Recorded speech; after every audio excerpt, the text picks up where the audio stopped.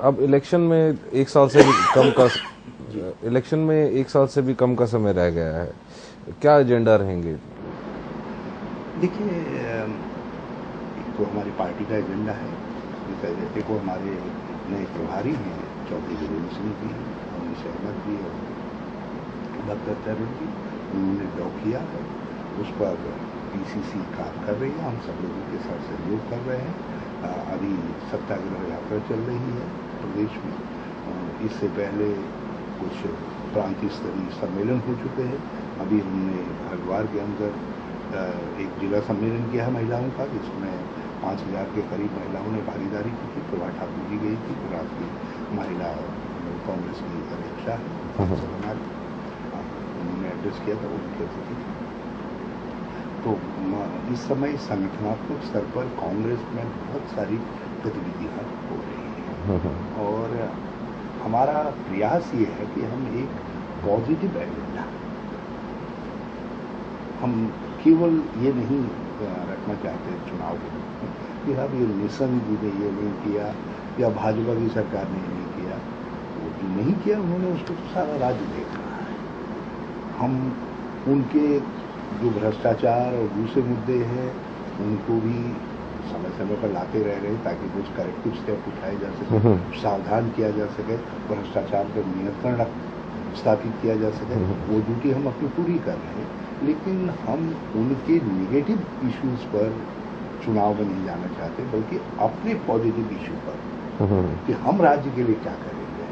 2012 में जिस स्थिति में राज्य है उससे आगे 2012 से 2017 तक हमारा क्या एजेंडा रहेगा, हम राज्य को किस बुलंदी तक ले जाएंगे, किन किन प्रमुख सवालों पर हमारी नीति और कार्यरूपण क्या रहेगा, वो सब तैयार करेंगे। उसको लेकर के हम जनता के समूह जाएंगे। और मुझे अच्छा लग रहा है कहते हुए हमारे नए प्रभारी ने भी ये कहा है कि हम मैनिफेस्टो बहुत टाइम पर तैयार कर लेंगे और उस मैनिफेस्टो को लोगों के सामने रखेंगे ताकि चुनाव में लोग कांग्रेस और भाजपा की समताओं के और उनके आगे के एजेंडे के विषय में ठीक तरीके से विश्लेषण करके अपने मताधिकार का प्रयोग कर सकें। यहाँ मैं एक बात अवश्य कहना चाहूँगा। एक उत्तराखंडी के तौर पर मैं समझता हूँ कि हमारा राज्य और हमारे राज्य की जनता का ये हक बनता है कि वो दो अच्छे प्रतिद्वंदियों में से एक का चुनाव हो सके। 2007 में कांग्रेस एक अच्छी प्रतिद्वंदी थी और लोगों ने भाजपा का चयन कर दिया। हम एक पॉजिटिव एक्शन प्लान के साथ लोगों के सम्मुख गए थे, लोगों ने भाजपा के एक्शन प्लान को मंजूरी दी। लेकिन ये स्थिति 2012 में नहीं होने जा रही है, क्योंकि 2012 में उनको दो ऐसे घोड़ों में से एक का चयन करना है जिनमें से एक इन 5 सालों में बिल्कुल लंगड़ा घोड़ा सिद्ध हो गया है। तो हम चाहते थे कि भाजपा भी अरबी घोड़े की तरीके से दौड़ रही होती और उसके साथ हम कंपटीशन में चुनाव जीतते तो लोग कहते क्या शानदार घोड़ा है कांग्रेस, देखो इतने अच्छे घोड़े को पछाड़ दिए। तो भाजपा इस वक्त खुद पिछड़ रही है। पर सर कांग्रेस में देखें तो कांग्रेस के अंदर ही और मुझे डर है इस बात का कि लोग कहेंगे यार क्या था, वो तो भाजपा तो जा ही रही थी इसलिए कांग्रेस आ गई।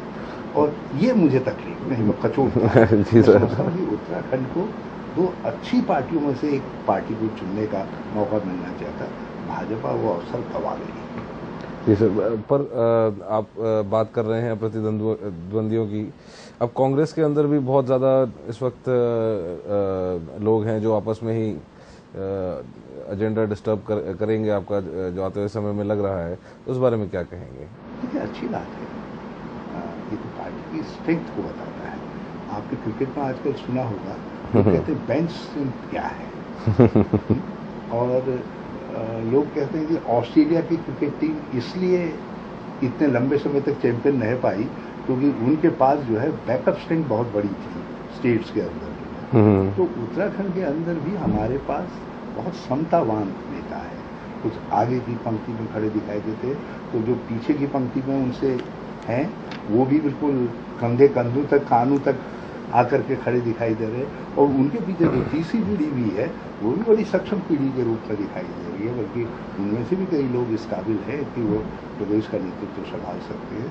और जो चौथी पीढ़ी में हमारे लोग आ रहे हैं और वो भी जो इस समय युवा कांग्रेस और दूसरे माध्यमों से दिखाई दे रहे हैं, वो भी बहुत ब्राइट फेसेस है और बड़े बहुत बुद्धिमान विचारों के लोग हैं।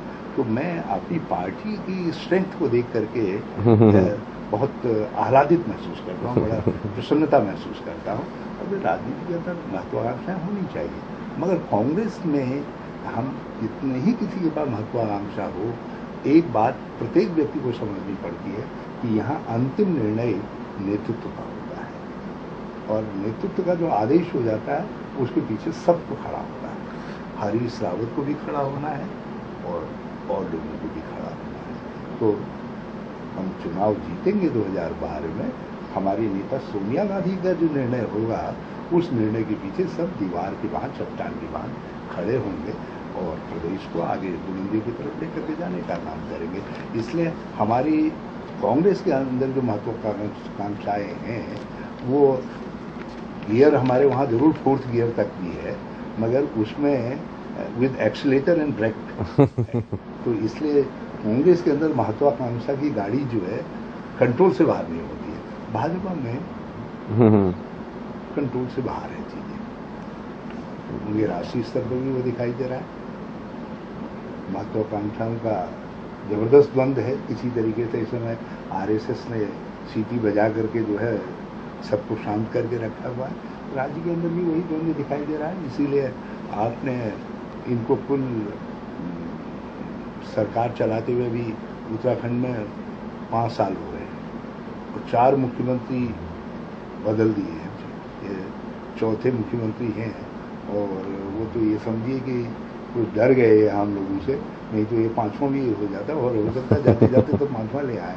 तो इनको ये लग रहा है कि ये नहीं चल पाएंगे, जितना 5वां लेकर के आ जाएगा।